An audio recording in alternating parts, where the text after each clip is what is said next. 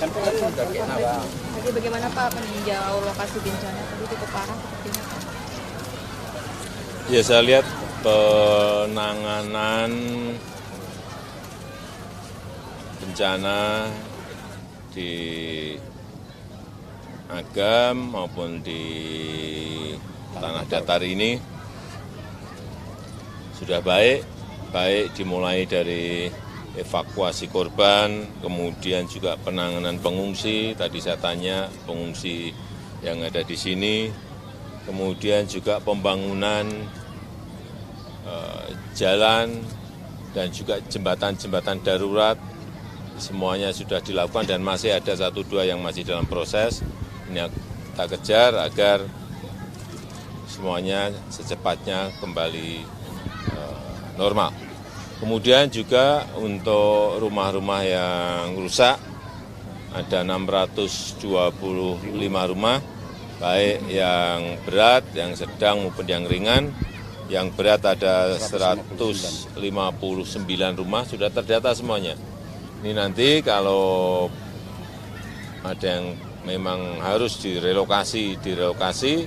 Tadi Pak Bupati, Pak Gubernur sudah menyiapkan lahannya, sehingga segera nanti ada penetapan lokasi.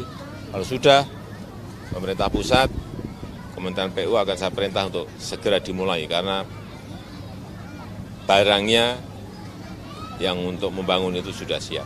Ya. Untuk relokasi sendiri ada berapa Pak? Tadi berapa warga yang atau berapa kakak yang akan direlokasi rencananya? Dari 159 itu ada 100-an loh. Siap.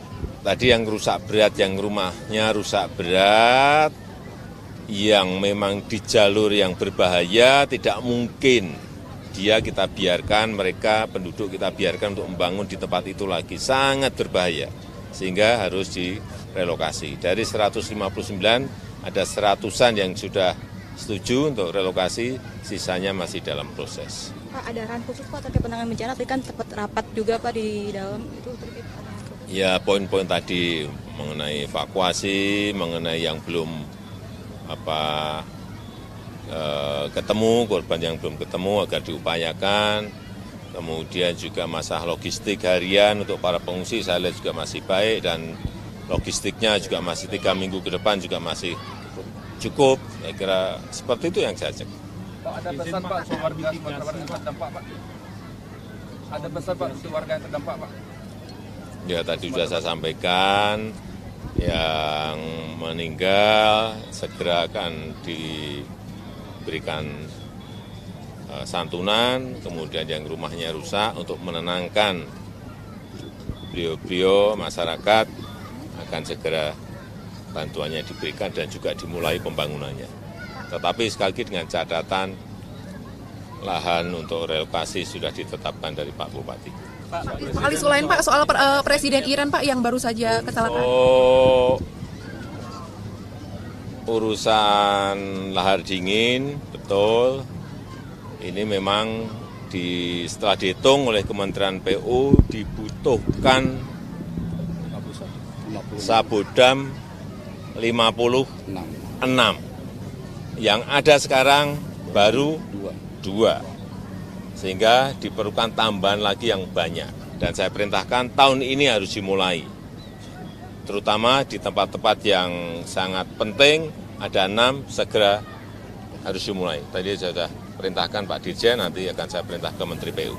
Ya. Pak, soal lain Pak, terkait isu Presiden Iran Pak yang baru saja meninggal karena kecelakaan, mungkin atas peristiwa tersebut akan mempengaruhi kondisi geopolitik atau seperti apa ke depannya? apa akan mempengaruhi geopolitik Pak dan ekonomi Indonesia atau dunia terkait meninggalnya Presiden Iran? Ya, pertama-tama